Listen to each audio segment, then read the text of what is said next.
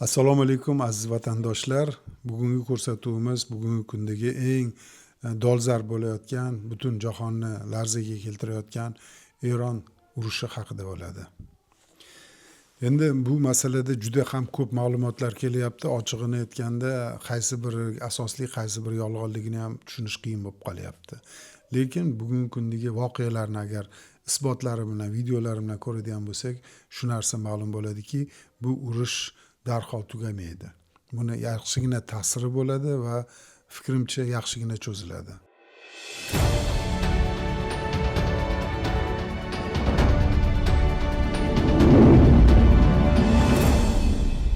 Mana hozir iqtisodiy tomonini muhokama qiladigan bo'lsak, bugungi kunda Eron dronlar bilan urushyapti.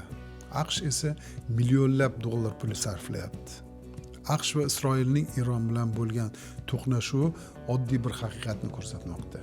Bugungi kundagi vaziyat shundan dalolat beradiki, havodagi g'alabani texnologiya emas, balki matematika hal qilar ekan.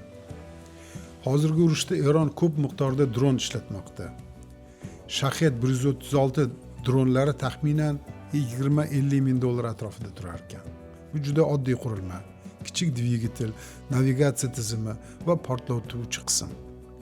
Juda murakkab emas, ammo ularni o'nlab, hatto yuzlab uchirish mumkin. Esingizda bo'lsa, bundan aniq bir muddat muqaddam Isroil bilan bir-biriga raketa otib almashilgan edi. Shunda men Erondan 300 ta raketa uchirilgandan, shundan bor yo'g'i 4 tasigina mudofaani yorib o'tib Isroilga tushganini eshitib, ozgina jahlim chiqqan edi. Nahotki texnologiyalar shunchalik darajada past, nega ilm-fan ishlamagan deb jahlim chiqqan edi. Lekin bilishimcha, bu raketa almashinuvi bor yo'g'i razvedka bo'lgan. Isroilning imkoniyatlari, Isroilning mudofaa tizimini shu raketalar otish orqali o'rganilgan. Demak, isrof bo'lmagan. Endi AQShning himoya tomoniga qarasak, AQShning himoya tizimida Patriot va THAAD tizimlaridan foydalaniladi. Isroilda esa Iron Dome, David Sing va Arrow kabi tizimlar mavjud. Bu juda kuchli himoya tizimlari bo'lib, asosan ballistik va qanotli raketalarni yo'q qilishga ixtisoslashgan. Ammo bu vaziyatda muammo shundan iboratki, Patriot raketasining bitta donasi taxminan 4 million dollar turar ekan. Ko'pincha nishonni aniq urish uchun bitta dronga 2 raketa uchiriladi. Qarang, juda g'alati holat, juda g'alati matematika. 30 ming dollarlik dronga qarshi bir necha million dollarlik raketa ishlatilar ekan. Harbiylar buni narx asimmetriyasi deb atashar ekan. Eron uchun har bir dron nishonga tegishi shart emas.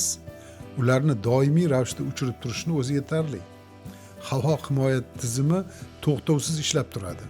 Raketalar sarflanmoqda, texnika eskirmoqda, yo'l xarajatlari ham borgan sari oshib boradi. Vaqti kelib shunday savol yuzaga keladi.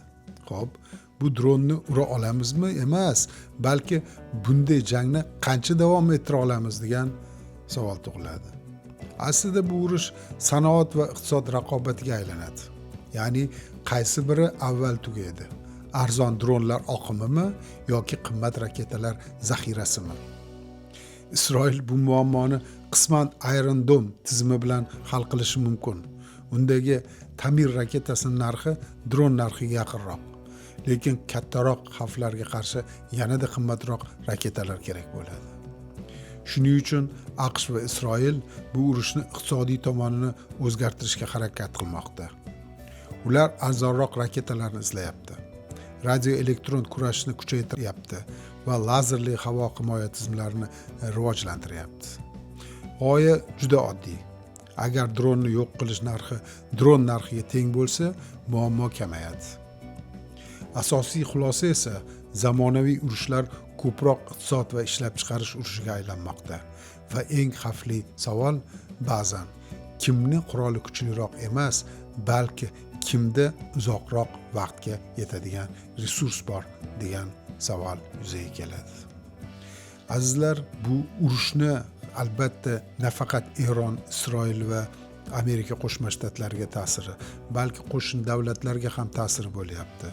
Bu sekin-sekin butun jahonga hech bo'lmaganda narx-navoni oshishi, shundan kelib chiqadigan muammolarga ham sabab bo'ladi. Lekin bo'layotgan jarayonlarni kuzatib, o'zimizni bahoyimizni berib tursak, maqsadga muvofiq bo'ladi. Sizdan like tugmasini bosish va obuna bo'lish. Chunki bundan-da qiziqarliroq ma'lumotlar sizlarni kutmoqda. Sog' salomat bo'linglar.